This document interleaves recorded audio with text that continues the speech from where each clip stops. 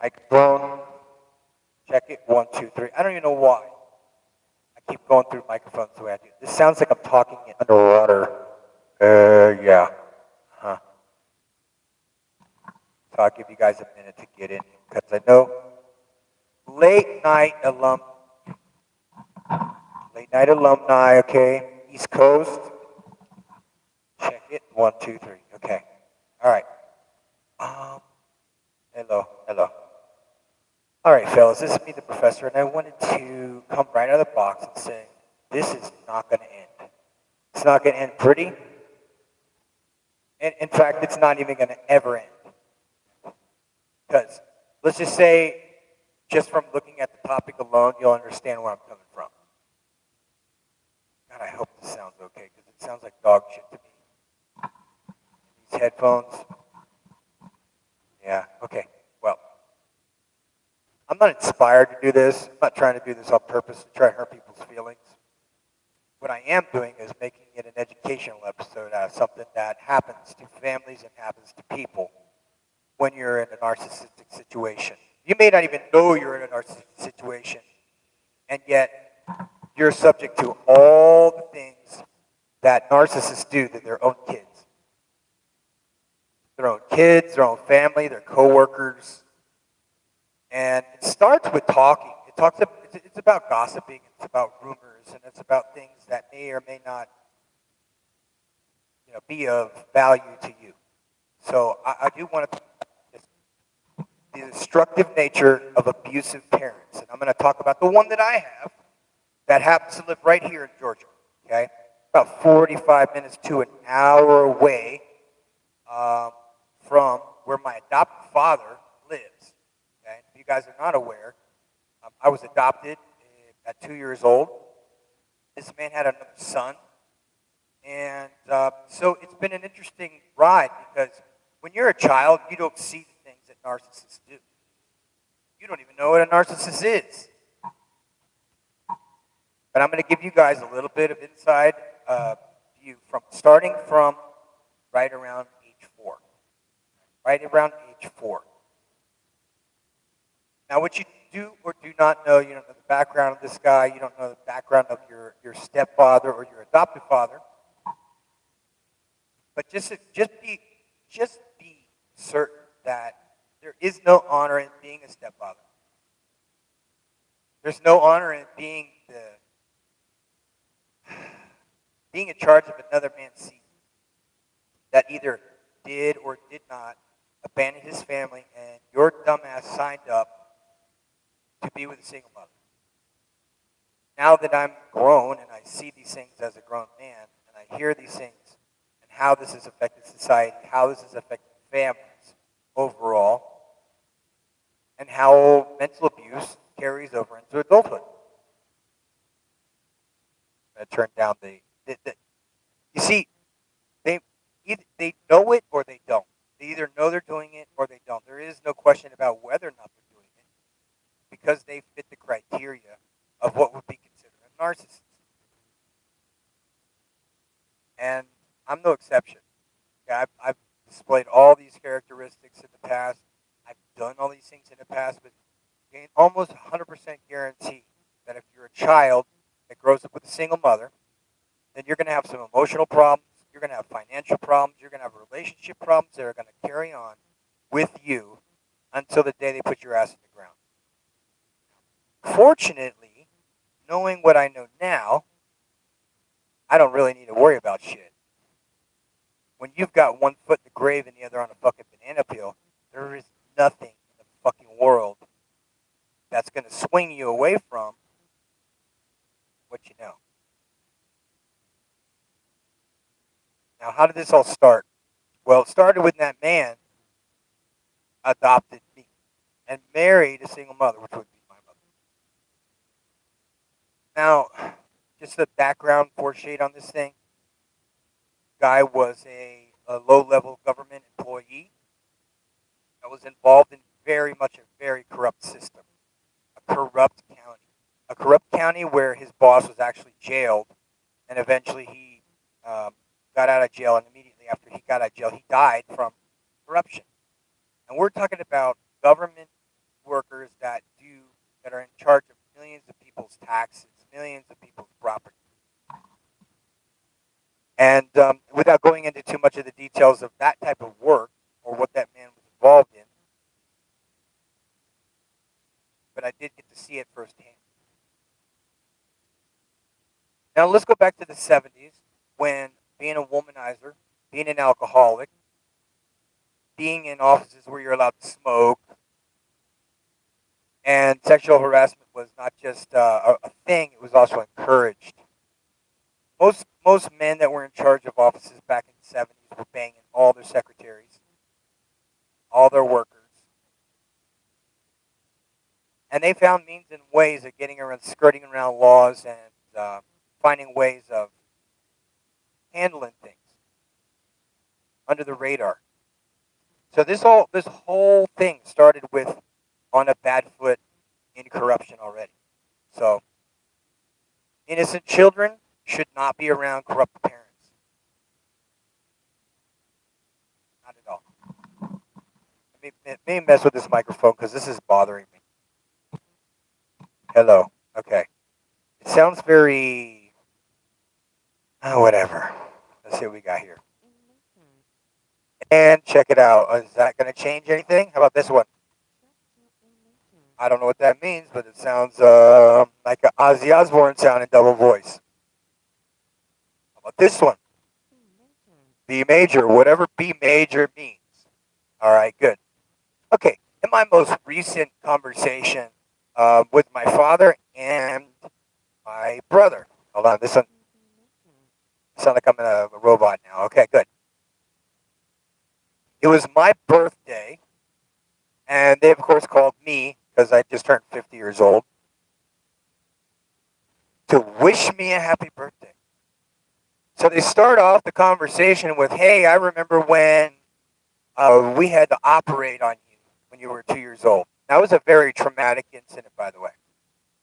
But that's the only memory this man has of me. And now my brother chimes in, and I'm like, I don't say anything. I don't say anything on the conversation. The one thing I do say is that, oh, is that what you want to talk about? How about another laundry list of other traumatic things that I have experienced that probably threw me into the gates of insanity and eventually alcoholism? Which, by the way, guys, in March of 2002, I stopped drinking, and that was 21 years ago. Okay, no one can ever negate or take away your sobriety or minimize your sobriety when it comes to alcoholism. Now, if you were a heroin addict or a coke addict or used to shoot up or dumb shit like that, you were heavily into addictive drugs, then I would probably say that if you're an alcoholic of the seemingly hopeless type like I was, that it's probably not a good idea for you to do addictive drugs. Clearly, because it took about 5 years for me after I quit drinking to clear mentally. You see, mental abuse is very easy when you're inflicting it onto a child that already is already has trauma, that already has emotional problems because the mother has emotional problems. All right, I got to just change the button again. I have no idea if that works or not. So hold on. Let's see what this one does. No. Okay. Okay. Okay. Back again. So what does this do? Okay, gives him a Mickey Mouse voice. Okay, great. Hey. Now I have a dog. My dog likes to sit behind me. I don't like that one. Okay. Try this one. I don't like that one either. All right, so we'll just turn all this bullshit off. It sounds like I got a relatively decent tin can sound coming out of this microphone. No idea why. You guys have any ideas? You hit me up in the chat because I don't have a clue why. So my point is this: is that it is not. First of all, it's not nice to humiliate your children. And if you're the kind of stupid ass that does this to your own kids, then you're pretty much getting everything you deserve at the end. Which means no amount of money or power is going to replace parenthood. No amount of, if you guys remember in The Princess Bride, Elon Musk just recently quoted this. He says that with all the advertisers and people that are not going to support him, Twitter because of his opinion on certain political topics, that he says, if I'm just going to lose money, then who gives a shit? It's just money. And I am not in love with money, and I could care fucking less about money. But it seems to be something that Americans love talking about and obsessing about, and that seems that all they want to do is talk about is money. See, what these dipshits don't realize is I'm not ruled by money. I've gone without money, thanks to my brother, who tried to pull some shit on to sabotage me, and 3 years later found out to be that whatever the fuck he did, indirectly or directly, had nothing to do with me, which I'm very happy about. So as you can see, I'm coming from a place of hurt, coming from a place of pain that has affected me over the years. And it has framed in and painted a picture. And it showed me the causes and conditions of why I drank as alcoholically. In fact, everything I've done so far, and every single thing I do alcoholically. Now I don't drink alcohol. Now I just paint alcoholically. I paint obsessively. Sometimes I work on a piece of furniture for my chicken bus, 6-8 hours. And I might paint the whole thing all over again.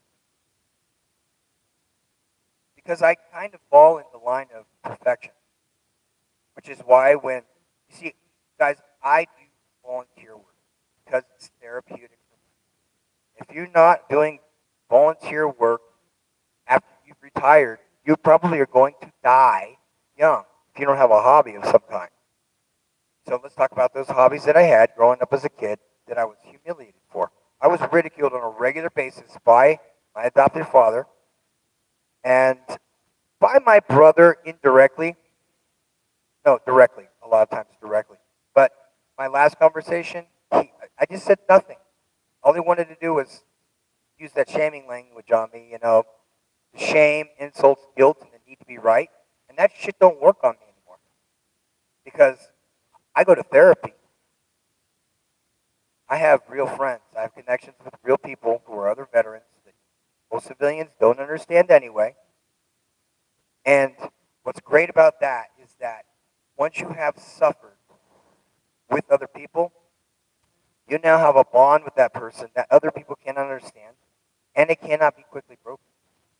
And now that I have 3 friends amongst me that have the same issues, that are getting therapy at the same place, and we're doing activities that are positive for the community. That's therapeutic. Most veterans drink and until they pass out, smoke cigarettes and chase hookers. When you're overseas, I'm not into any of that. I'm not saying it's bad or if it's good, but I'm going to tell you this. The results of what was done to me. Oh, you're playing the victim. No, actually, I'm calling out bullshit. I'm calling out a type of thing that you should not do to innocent children. And that is humiliate them publicly. Humiliate them when they're trying to do something. And if you definitely don't want someone to continue to do some activity that may be positive in a way, just go ahead and criticize them when they're doing something right. You're guaranteed to never, ever have them do it again.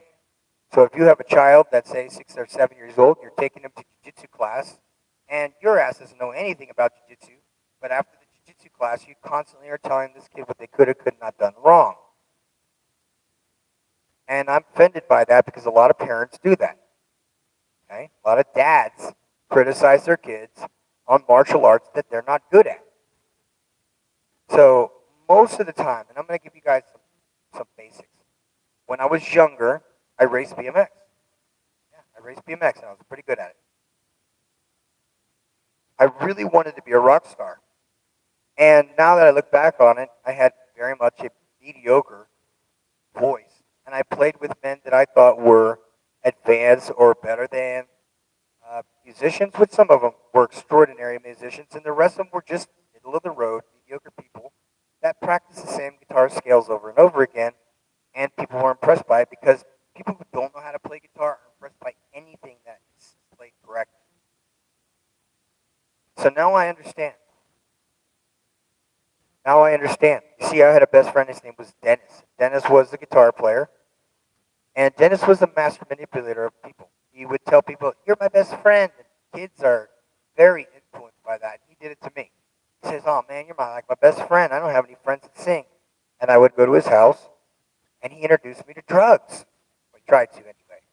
Him and his girlfriend had been in and out of problems, really addicted to cocaine, and they wanted me to try it. And of course I did, because I was, 14 years old. And I felt weird for like the entire night. I felt like pain, guilt, and anxiety, and no one wants to feel like that. Then I'll carry on and watching. I actually went into the military, and this person actually told his father that I had stolen his golf clubs, sold them for drugs. That's exactly what this guy did.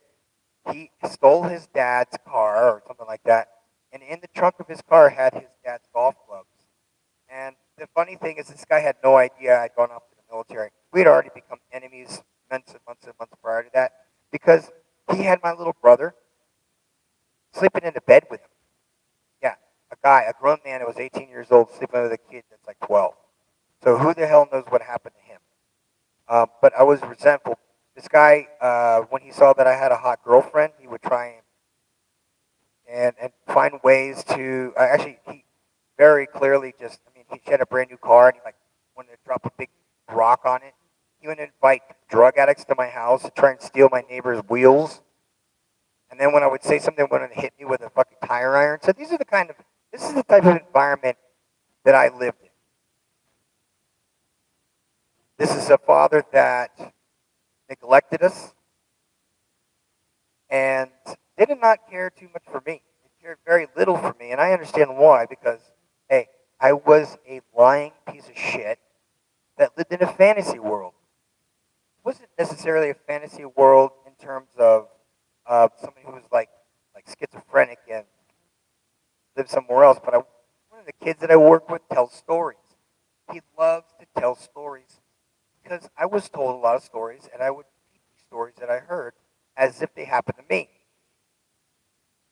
So we're already starting off life mentally, not mentally, but emotionally damaged by being raised by a single mother, getting adopted by a man, from my own father being alienated, which is the reason why my mother, who was codependent, needed somebody to take care of her. So she just went to the first beta cuck provider, just that would pay for her and her bastard ass little piece of shit kid, which was me. Which started off probably on the right foot, probably started off in a positive way, probably wanted to see me go places. Discovered while I was there that I was relatively smart. Had to have IQ tests, and this is a private school where the kids are already smart. I learned to read, I learned to paint, I learned to write, I wrote cursive in kindergarten. So there was a lot of things that made me stand out, and they needed to do work on me. So they would, on a weekly basis, they would see me. I would take tests. I had an EEG done to see if there was any like tumor or if there was something wrong with my brain, which is what made me like smart as a small kid. How I could carry on adult conversations with adults in a way that carried that like I was somebody else. Which that's another story. I might be somebody else. During my first 10 years of life, I had constant dreams of being in the body of a grown man who was in the First World War. He had a mustache that almost looked like a revolutionary, I guess, a big fat mustache. This man died. He was a pilot in World War One, actually biplane pilot, and I would die in this nightmare almost every single night. Second was nightmares about things that most children don't ever need. Like, if you're an 8-year-old kid, why would you worry about paying back school loans? And the numbers were so big, so staggering, and I felt responsible. I was like, it was a level of anxiety that I had not ever known before. It was like fear. I would go to sleep at night knowing that I was going to have night terrors or something like that, or what now is known as sleep paralysis, where I would go in other rooms in my house and just sit on the floor because I was absolutely certain there was somebody in my house that was trying to get me, but they were hiding. So you could see I had some shit happening in my head early on as a kid. Turns out it was directly correlated with my mother and a lot of the abuse that she experienced when she was pregnant. So there's a lot of those little details that you may or may not be experiencing, but I most definitely did. And there's no minimizing that. They eventually put me on Valium because I just could not go to sleep at night without having nightmares. Now, fortunately, I found a cure to nightmares long after I had been diagnosed with a number of issues. And I'm just going to tell you guys something right out front, that once you have something wrong with you where you know you got one foot in the grave, let's say you have leukemia, and then you discover you have HIV on top of that. Pretty much thinking about the future goes out the fucking window. In the present day, you're not going to go and hang out in shitty places and do bad things. You're going to live your life as if it's your very last. So I've been doing just that. I've been living every single day as if the day is going to come pretty soon that you're not going to see me on YouTube anymore because I died of something that you don't know about, which is why I don't give a fuck anymore. You see, first I thought it was emphysema, which is why I cough constantly. My stomach hurts all the time in the morning. It feels like I have a fucking tapeworm eating up all my food. I lost 30 pounds. I'm lethargic all the time. So now that I have these symptoms hitting me in full effect, and I got to the point where I felt like I was dying for a change. I actually felt like I was dying. I no longer gave a fuck about anything. Now, I'm not going to say I didn't give a fuck about life and I was ready to commit suicide, because I would never commit suicide. So you guys know, I would never commit suicide. In fact, I have been to the VA emergency room more than 30 times, and it wasn't until I got therapy that I was able to push through that trauma. Not done, man. If I don't go, it comes right back. And I have a very good.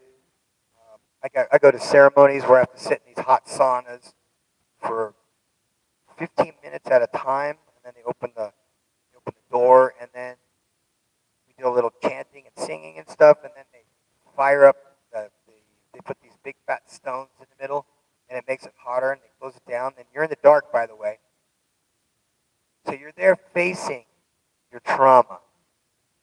And the best part of this is that we combine a lot of this stuff with like the therapy that goes with these. It's called temazcales, and you sit in saunas and sweat your balls off. You're just sitting in shorts with a group of people, but you're butt to butt. Sometimes it's 2 rows. So if you're claustrophobic, it's really, really rough. But it's in the dark. You can't get out. So you're trapped inside this small room with 20-something people. And you're having to breathe in this hot air. It's so hot that it burns your nose. Sometimes, yeah. If it gets hot, but it makes for such a good feeling afterwards. You drink water. Sometimes you can go jump in the water, and we have like a little pond there that's cold and circulating and stuff. And you go through that shock. That's actually very good for you, your endocrine. But back to my story. My first time being humiliated by my father when I was 4 years old. You see, my brother was born when I was 4 years old, And we used to fly kites. My adopted father did a really good job up until he was born, as far as I could tell. He was a drunk. He would go out to bars. He wouldn't come home till 4 or 5 in the morning. And when he did, I would be awake because I'm having these fucked up nightmares. And at one time I said, you know what? I was so proud to have a father. I was so happy to have a father. Everywhere he went, I wanted to follow behind him. And he went to West Virginia one time and he saw a frozen deer and he pointed his gun at it. He was like, walked right up to it. There's a frozen deer. He came back and he developed pictures and so on. And I so wanted to be around this guy. He was a good dude as far as like, um, he listened to good music. He liked cars. And he had friends. He had a social circle with wealthy men that brought him up his status immensely. His parents were well off, so he didn't really have to worry about too much. He was an only child, so there was no competition between siblings of any kind. Which leads me a little bit to why I believe that he started humiliating me the way he did. Was because when you're still a child, you're still very dumb. You don't know anything until you're about even long after college. But I went to school. I did really good. I got good grades. Turned out to be a good artist. I could sing really well. I was in the choir and things like that, and uh, got to perform in the Leaky Teepee in West Palm Beach, which is a big auditorium. I was able to sing a solo. So these were things that I thought as a child would be forever. But during the ages between 4 and 5 years old, I started to realize something. I do not believe that my mother was even my mother. That I had perhaps been adopted or stolen, one of the two. And nobody wants to be, no one wants to feel like they don't belong. No one wants to feel like that they're not cared for or unwanted, which is really hurtful because considering what I went through when I finally made connection with my son after 22 years of alienation, he actually said that he thought he was an unwanted child. And I'm like, motherfucker, if your mother hadn't alienated me, you would be living with me right now. Okay? You would be flying first class into Atlanta, Georgia. You would be staying in this nice place in Buckhead. You know what I mean? You would be in a helicopter ride with me tomorrow, flying over Waleska, Georgia, so I can see exactly where the fuck my dad lives. And I'm not doing any of that. You see, my boy is just like me. He is a nut job, hard head. If he's really my son, I still don't know because I haven't got a DNA test. He looks nothing like me, and he talks just like his mother, which is violent and abrasive and the biggest ratchet you probably ever heard in your life. So I digress on that. But the first level of humiliation that starts happening is like critical words. When someone is critical to you on a regular basis, hurt feelings and things like that. These are real things that can hurt children long term. And if you're a narcissist, you really don't care about other people's feelings. You're just going to do exactly what you want to do when you want to do it because you always have a net to fall back on. And that thing that you fall back on is your ego, which comes from edging of God out, which I learned early on that he learned how to do from his father because he did not like to go to church. And his mother did. So he would take his mother to church, and then he would eventually fizzle out and start going hunting with his father. And his father treated him like an adult. He's like, come on, we're going to go fishing, or we're going to go hunting. And they would go do that every Sunday as opposed to going to church and learning about Jesus or God or whomever. So we start off on an unspiritual journey with a man who is unspiritual but is raised in a spiritual family. A very spiritual or unspiritual, as however you want to look at it. So in spite of all that, this man has been alive for a long time. He just had a birthday this month, which I did not celebrate because I don't celebrate holidays. I don't celebrate birthdays. any type of Western holiday I absolutely do not celebrate. I don't celebrate Christmas. I don't celebrate my birthday, which is the day after Christmas. I don't celebrate New Year's. I obviously do not drink or do drugs or any kind. I don't celebrate Easter because Easter is not about bunny rabbits and painted eggs and eating candy and giving kids shit to look for. I don't celebrate the 4th of July. Again, it's one of those things like Cinco de Mayo for Americans. What's it all about? Barbecues, Veterans Day, even though I'm a veteran and I'm a combat veteran with medals for fucking heroism, which you cannot negate or minimize, which is bizarre to me why anybody would try to do that. You see what I'm saying? I'm facing the facts that people will simply not take you seriously based on the way they perceive you when you're younger. So the reason why I'm in the boat that I was in is because, like this little boy who's in one of my classes who just loves to tell stories that his uncle tells him as if they happened to him. So I got to experience lots of storytelling from my uncles, which, by the way, both of them were professional liars. And they just lied and lied and lied and lied about any stupid thing they could fucking think of. And eventually they grew out of it. So, but me as a little kid, I lived in that little story land, which I never understood why.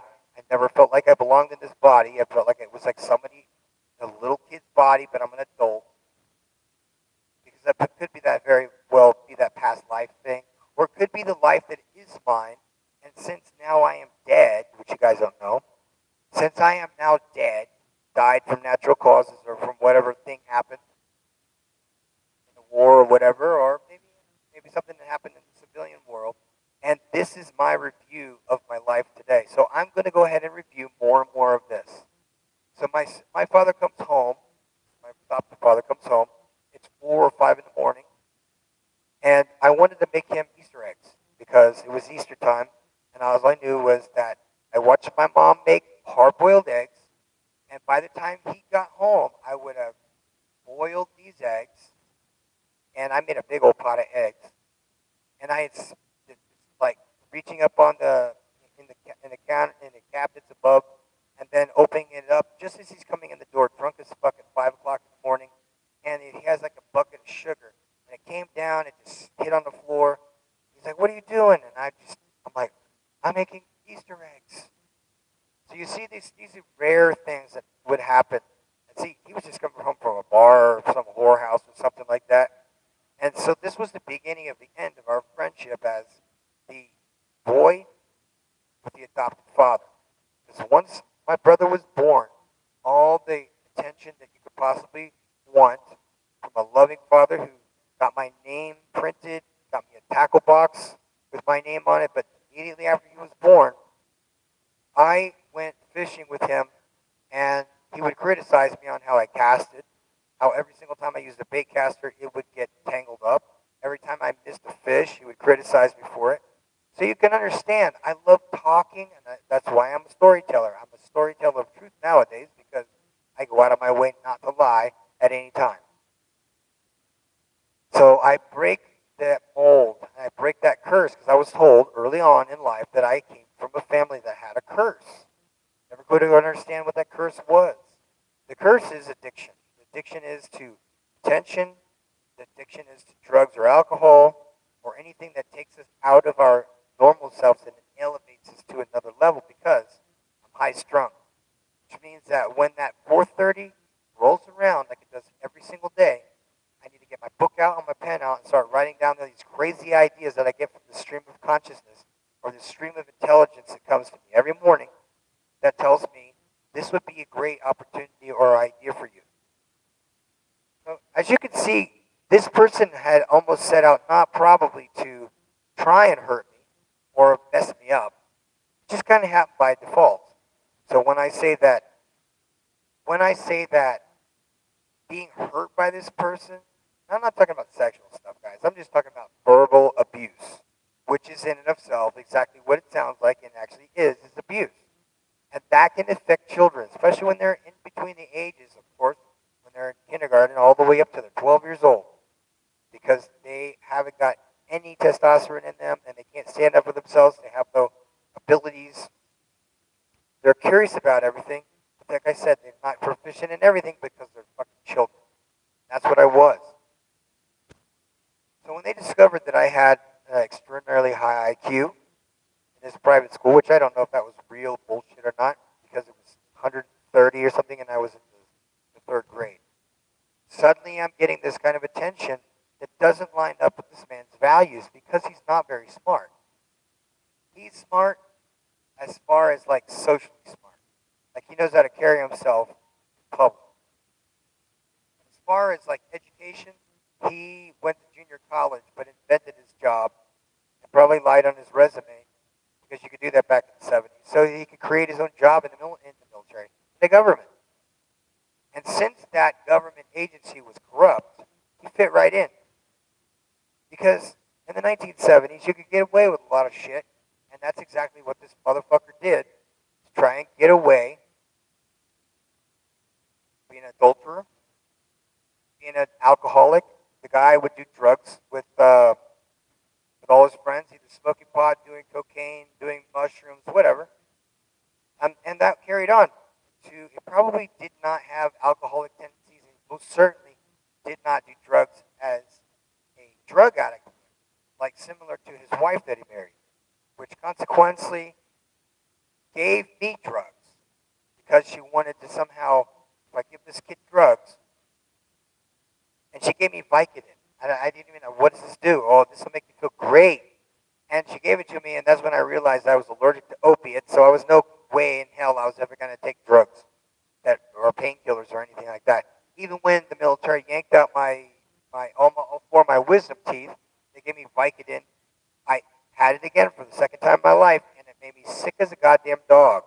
So that made my staying at home away from my job longer. So staying on this topic of as a young person, why he probably did the things to me to humiliate me, so that now as a grown person I can turn all this shit around and understand why I humiliate and how I humiliated him. So let's start off with being a smart kid. When you come from a dumb family and you have that one outlier, which you might call the black sheep, the black wolf, whatever you want to call it, but they have a higher IQ than you because they absorb information faster. I read encyclopedias and dictionaries as a kid, as a hobby, because on the sideline of a dictionary back in the 1970s, which was not Law's Black Dictionary, Black's Law Dictionary, but it'd be more like a Webster's or one of the books that had the illustrations of the definitions in the book. So I would see the illustration on the side, and I can remember Pegasus was a winged horse. Then I would see unicorn, and it would have a horse with a horn in the front, and I would go, wow, these things were real? Then I discovered Greek mythology, and I studied Greek mythology, and I was like, wow, there were gods that like fight, they would fight and stuff, and that might have been the what is it called? Nephilim? The Nephilim, which was the fallen angels that saw that the earth women were beautiful, and they had kids with them, and they came out as monstrosities, giants most of the time. So when Noah's flood was actually God's opportunity to get rid of the Nephilim and eliminate them. So you can see I've gone off topic here, but I loved and enjoyed reading as a kid because I got to learn really young. I watched as I had three uncles. One, his name was Johnny. Johnny was the alcoholic. Then it was Gary. Gary was not a hardcore alcoholic. He was more like a drug user, but he was gone. He was also treated badly by his parents, and he says, you know what, I don't want to be around these people. And he spent probably 10 to 12 years in isolation, far from them, but not too far. He could have come back at any time, but he, like myself, have no use for people that are not on our level. And you're not going to stand around if people are going to disrespect you, which is one of the reasons why I'm on YouTube, making YouTube videos about how I humiliated my father, because it was unjustified and uncalled for. I did accuse a kid that I was his dad was one of my dad's friends, which is a banker, had a beautiful house. I said that he shot me with a .22 rifle. He never shot me with a 22 rifle. Everybody would have heard about that. I would have been in agony. I was about 8 years old at the time. And it didn't happen. Never happened. But it was my big lie. Because I had heard another kid had been shot with a 22 rifle. But the reality was we had BB gun wars all the time. And I would get shot with a BB gun. And when you're a 6-year-old liar that tells stories, that BB gun becomes a 22 rifle. There was one of his other friends who had a kid that had a bobcat. The bobcat bit him on the face. And when the bobcat bit him on the face, I went to school and told them I was bitten on the face by a bobcat too. So you can see how these wanting to be accepted by a masculine figure was necessary for me, which was hence the reason why I was dishonest as a child. And when you're dishonest as a child, you become dishonest as an adult. And as a teenager, on a regular basis, I would lie to this man exactly the way I would as a little boy, which was, level of ignorance is off the charts. You don't know any better. And so one time I had a Jeep, and I picked up some girls, and we said, we're going to go to Daytona without any money. And these girls said, oh, yeah, we'll pay for the gasoline, thinking that one tank of gas is going to get us 4.5 hours away, going to Daytona Beach for spring break. And having to sell a spare tire on the back of the Jeep saying it got stolen. So as you can see, this is one of the reasons that I discovered why people lie is because they're afraid, or they want to impress the person they're afraid of or intimidated by. That's the reason why they lie to begin with. Men typically lie to women because they want to get their pants. And women typically lie all the time, especially when it comes to adultery and whatever it is that they're doing because they're trying to extract resources, time, or attention from a man. I digress on those because we're not going to talk about that at all. But this guy was a simp. He married one woman prior to my mother.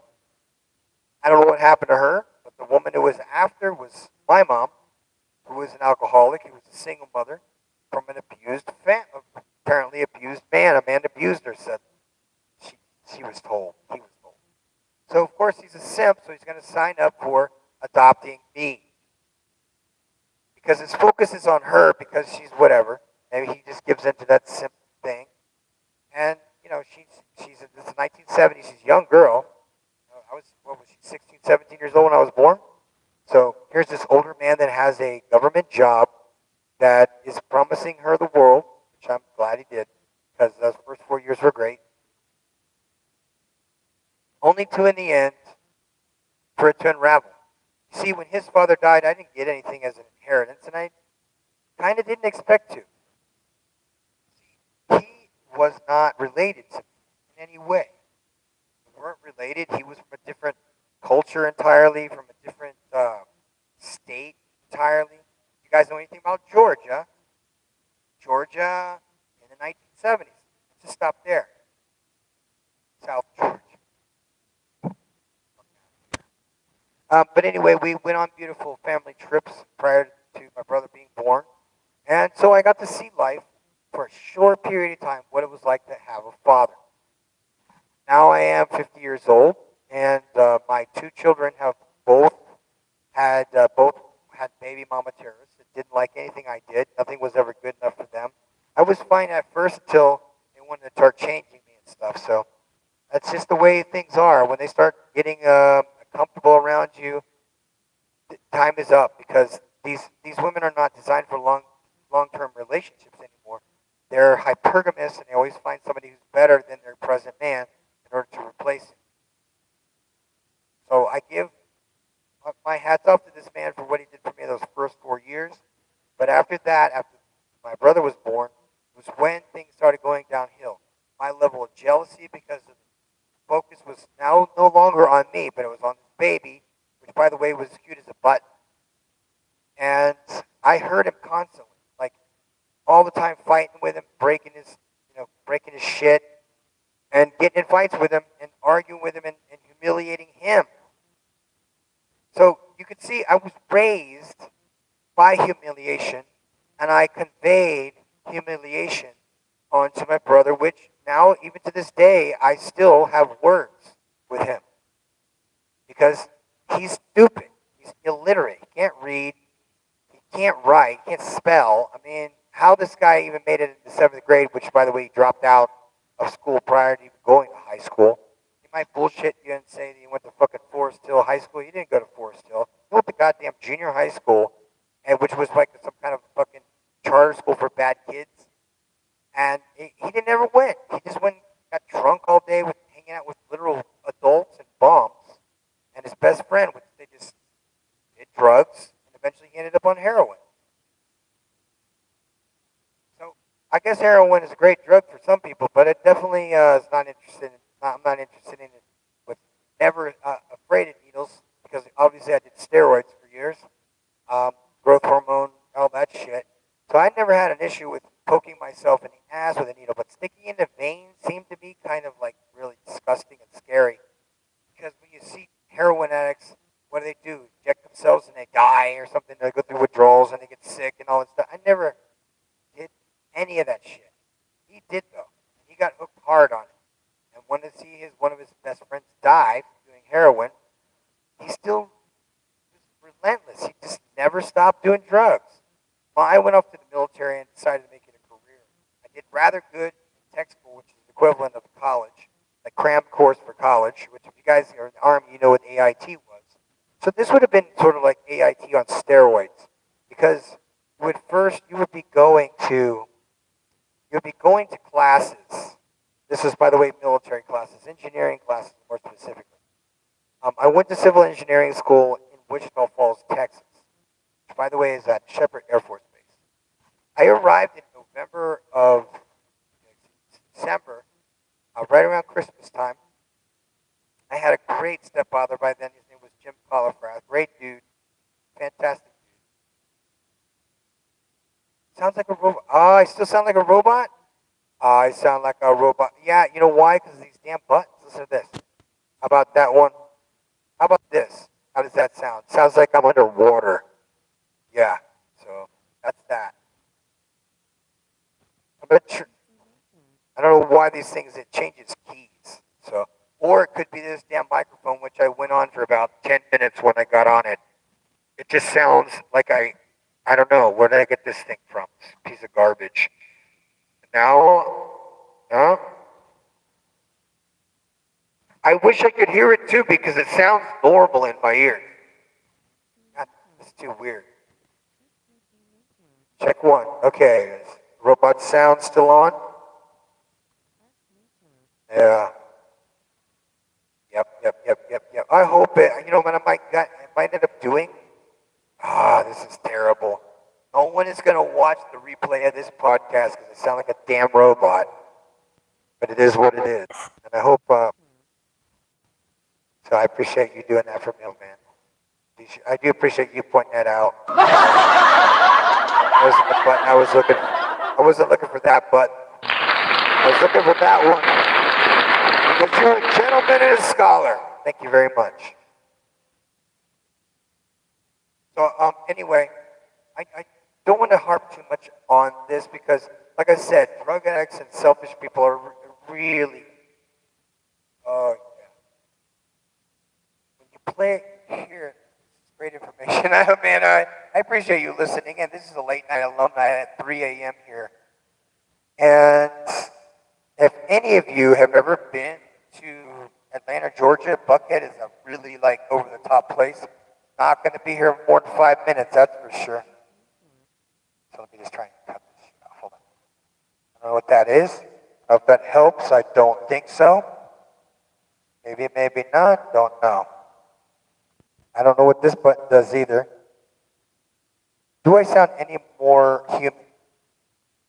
If not, just put a 1 in the chat. You don't sound, if I do not sound normal, if I'm robotic again, like I said, I just pushed the button and maybe that was it. So one of the things to escape, or at least combat criticism by people that you assume would be on your side, is simply to step back for a second and observe behavior. I was not able to observe behavior in the past because I'm basically just an emotional dumbass raised by a single mother. And I don't know any better. I'm I'm a masculine person on the inside, but yet I've been given all of these traits by a single mother. So whenever men that are raised by single mothers get mad, they get into fights. And that's exactly what I did with my own brother. Was anytime that he would get in my way or start shit, I clearly would beat the living crap out of him as often as I could. Now remember, when you're a kid, you don't know how to fight. So just like my son, who also says he doesn't know how to fight, but when he gets mad, he does super hyper violent shit to people. And that's what I did.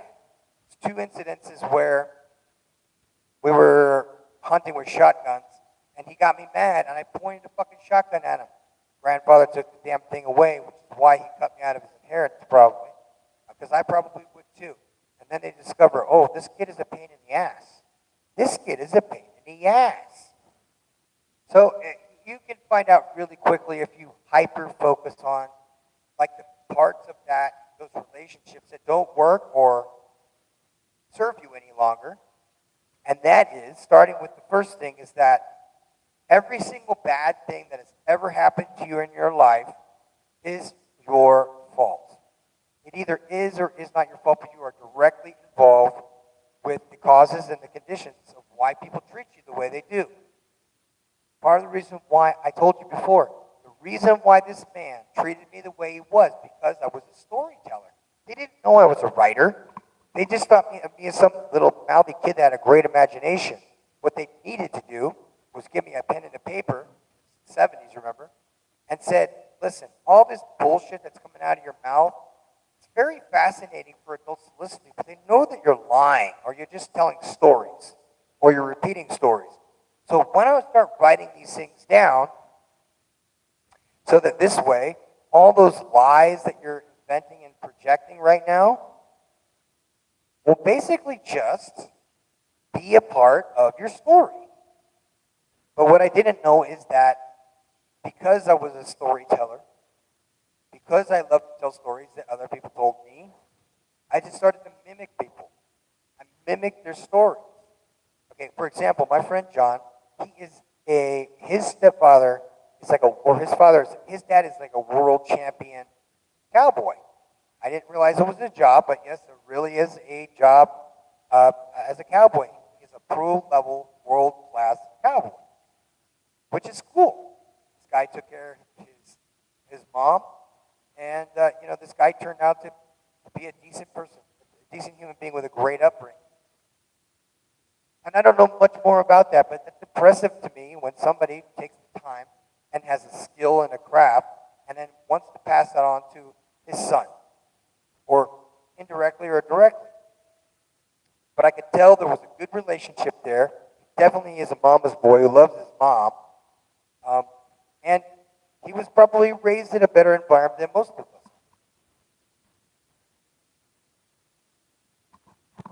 With a lot of money, with a little bit of money. Can you, this damn microphone, guys, I'm telling you, it's the microphone. I'm not a robot, I promise. But it is kind of fucking up.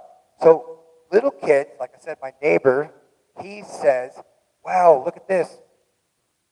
There was a thief and he was trying to break in the house. One time he told me that somebody drove by in a pickup truck and tried to steal him. And so I'm like, oh, okay. So this kid is repeating a story that he heard from another kid. And he is playing the part as if that happened to him, which is exactly what I did as a kid. Was I would hear a story from one of these fascinating people. I would take that story, repackage it into something that occurred to me, happened to me, which was getting bitten on the face by a bobcat, getting shot in the ass with a .22 rifle. So things like that did not happen to me suddenly became my storytelling. I should have written these things down because it would have made for a great story. I've been an author at 10 years old. Now, that is not actually true. I did write 6 books when my mom remarried to a guy who was from West Virginia. Actually, no, I think it was one of the boyfriends that was on heroin that was stealing from her. Basically broke all of my photos from the military that I'd sent my mom when I was deployed, when I graduated from graduated from basic, I guess, that big picture that you take with the whole group. Definitely didn't like that. So we're dealing with the devil, by the way. I thought maybe, no, this is just a person with a bad personality. What we're dealing with is called the spirit of Lilith. Once you realize who the spirit of Lilith is, you will realize that the spiritual warfare going on, if you're on God's side, you don't have much to worry about. Because in the end, God wins. And if you're on God's team, you're rebellious, and you're going to get a whole hell of a lot of flack in life. If you're a spiritually aligned person with the Most High, you're going to get attacked constantly by demonic spirits. These are possibly by people who are possessed by the devil or a demonic spirit. Now, the demonic spirit, which is the spirit of Lilith, which is basically a rebellious spirit. It's a rebellious spirit that says that I will resist and refuse anything that is associated with spirituality, God, or Jesus. Jesus Christ as in, have it say whatever it is you want. Okay? So, I might have to go look and see who's outside. I'm going to look at the monitors in a minute. And I'll show you guys my, hey. I have 5 dogs with me, you guys. 5. You guys saw that reel that I did earlier? I did a quick reel and I had basically all the dogs. Almost every dog that's here on camera. They're adorable. I think they're all part of my subconscious.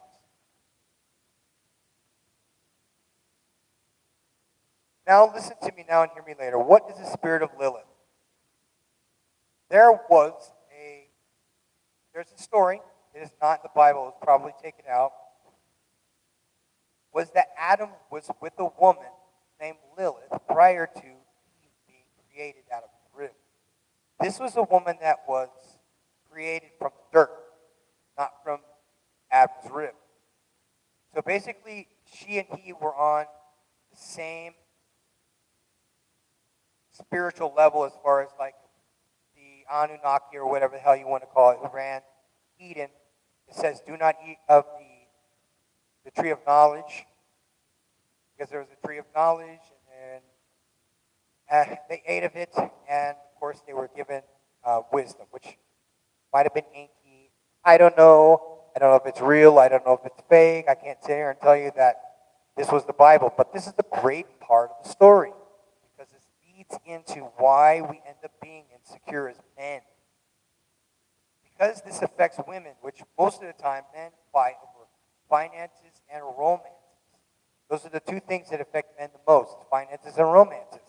And what Lilith did was she wouldn't lie down like sexually or submit to Adam.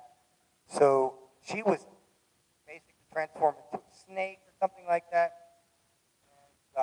But she may have influenced Eve in this way. So, if you want to talk about humiliation, let me tell you something. Most women today wouldn't be able to handle being rejected by a man. So, my hat's off to Adam for rejecting her, because he turned out to be a piece of shit.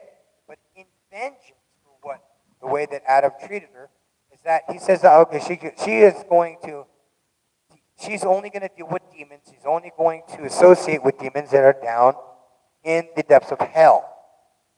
So, guys, I don't know if this is true or real or not, but it's a good point in the story. She has a child, and his name is Coqueta, which basically means teasing in English.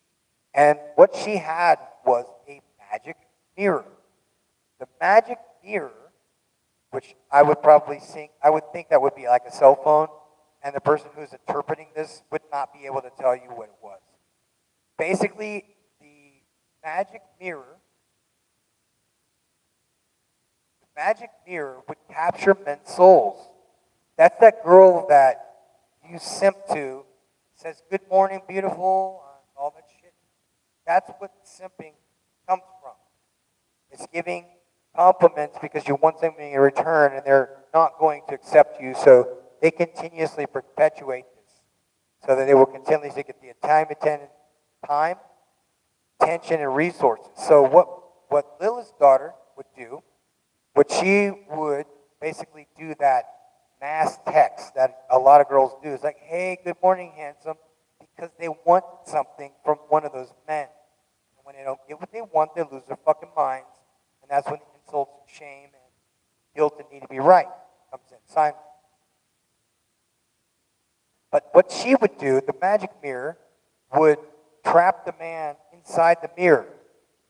And like a hall of mirrors, he would be trapped in this mirror, and then he would see an escape, only to escape to enter back into the mirror again, to be trapped forever.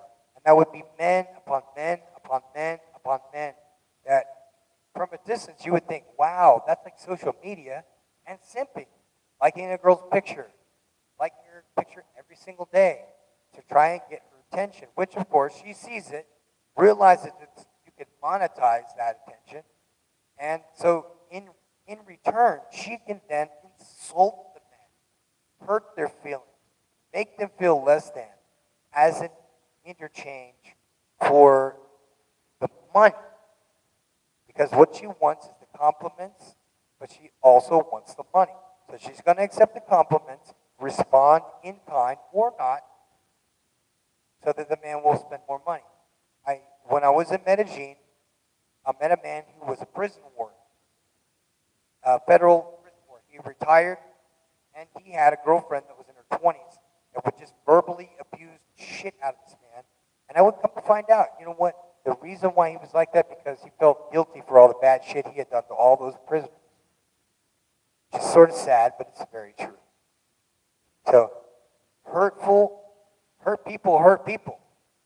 And if a person is hurt and has had an experience with somebody they considered they loved, or thought they loved, or thought loved them, they're going to emulate some of the abuses that they take. And that's what exactly happened to me. And this ends the storytelling, the lying, is when you become an adult. If you cannot curb these juvenile behaviors, you'll carry that onto your adult life. You'll be oblivious to the fact that people don't trust you because you're a bullshit artist. And people will not take you seriously. You all have that one friend that just lies about everything. How much money they make, how hot their girlfriend is, what kind of car they drive, where they live. Just because they're insecure inside their own minds and hearts. Because most men who do not have a father figure in their life are emulating their mother. Most men who have a father in their life emulate their father, which is an emulation of their heavenly father on earth. So it all makes sense to me now, as a grown man, that if your mother alienated your father, who is the direct link to the Most High God, then you're going to revert to the same tactics that your mother is going to teach you. That is, hurt people, because that's how they do business. When they are hurt and they can't physically fight you, they have to find a way to humiliate you, a feminine characteristic. And there are 27 emotions, very different emotions. And you will have to ask yourself, how do I fall on the same scale? And what can I do about it?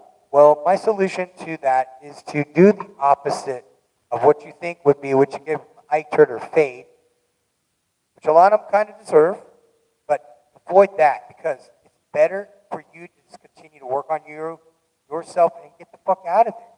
Because in Jiu-Jitsu, you close the distance when you want to beat someone's ass. When you're doing Muay Thai, you close the distance when you want to hit them. Get into striking levels in that phone booth, basically. So the spirit of Lilith, now until, just for all of the time I've been alive, the spirit of Lilith has always been this rebellious spirit of women that don't like men. But because they're resource conscious and need someone to support them, that's what they do. See where I'm coming from, you guys? If you're raised by a baby mama, she is starved of masculine attention. So when she gets masculine attention, it's overwhelming when they get all that attention. So now they have options. They can go out to breakfast with Tim. They can go out to lunch with Mike. They can go have sushi with Tom at dinner time. and go bang Chad and Tyrone at night because, see, she only needs the beta male providers to provide for her. And then if they don't provide for her, you see the real person come out. All you got to do is tell a person no when it comes to this, especially if it's a narcissist. Tell them no. If it's just a regular person that's just trying to make some money off of you, you tell them no. Then they get mad. Then you see the real person. See what I mean? That real person comes out when you tell them no. So you tell a person no for a change, and what's your reaction? You can see it all the time.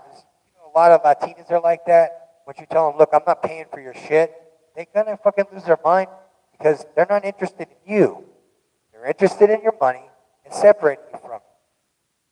So if any of you guys have simped in the past and you've stepped out of it, I've stepped out of it. But like I said, most dads are fucking terrible simps. They're the worst. But I want you to keep doing the humiliation factor because you are not the same person as you were when you were a kid. And you're frozen in time in the memories of those men and women that when you were a kid, you told stories. Hey, all kids tell stories one way or another. Just be the one that understands that it's navigable after the fact. So the last thing is that if you humiliate your parents when they're abusive to you is the distance that you give to the point where they can't physically walk to where you are, and by driving would require like a tank of gas. Because me personally, I wouldn't want to get as far as fuck away from these people as possible because they did no good for me after the age of 4. They humiliated me on a regular basis, even as an adult. I opened a shorts factory down in Miami, and this motherfucker got a message from one of his old secretaries he used to bang. Fucking ugly bitch. He looked like a fucking pumpkin. So that he could turn around and simp. He was a simp. Bad simp. He liked drug addict girls. He liked alcoholic girls. He liked broken women. Like divorcees. He liked women that are going through a divorce. Women that were cheating on their boyfriends. He was with those women. So you can see his ethics suck. So no matter what this man does or says, me as a person who is into ethics, I would be affected by that. And I would think that it's probably you need to do your own carpentry. So the best way to eliminate future problems with baby mama terrorists or your shitty ass parents who criticize you all the fucking time is to separate yourself from the problem. Do you think for a second if I was rude to people online all the time, did they want to hang around with me? Hell no. Would they come in, hey, what's up, my man? Would they come into my chat if I was constantly berating them and treating them like shit? Like, I was on this organic show like a year ago. Okay, I liked one of his songs. I invited him from Mexico to go to shooting. We have a camp down here for shooting. Okay, we have a gun range, for tactical and all that stuff. So if you were like law enforcement or military or you're a bodyguard, you would go to this camp. So I said, hey, why don't you come on down? I like that song. And he asked me how much it costs, and I gave him the price list for the school. And it's like 35,000 pesos, about $1,500 at a time. And he didn't answer me back. But instead, I saw that he was degrading people on his live stream. And well, that's not very nice to talk to your fans like they're pieces of shit. What's up, motherfucker? Why you in here? And I'm like, damn. You want to talk about your phony success because everything this guy has is rented. He wants to build his brand, which is a bunch of gay man's purses that looks like little miniature backpacks. So that's how he makes his money. And pretends to be a billionaire. Because I remember him saying they had like $1 million, then it was like $2 million, then it was like $3 million. Then he was on Fresh and Fit and just went all ham on this girl, I guess she was Venezuelan or something, that didn't have a job, and she's like, I inspire men. He's like, inspire me to do what? Motherfucker like me doesn't need inspiration. And he's like, what do you got? You don't have no job.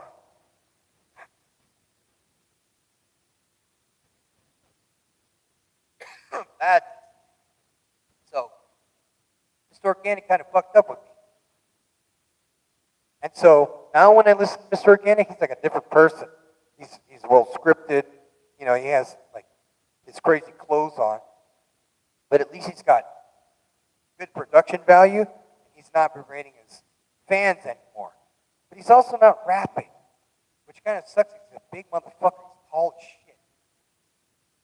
The guy that he actually hangs out with is Tall Man. You guys who know who Tall Man is? He's an exotic car guy from like Miami. And basically he gets like rentals to people that come to Miami that want to show off and like rent a Lamborghini and stuff like that. So he allows Mr. Organic to pretend like those are his cars.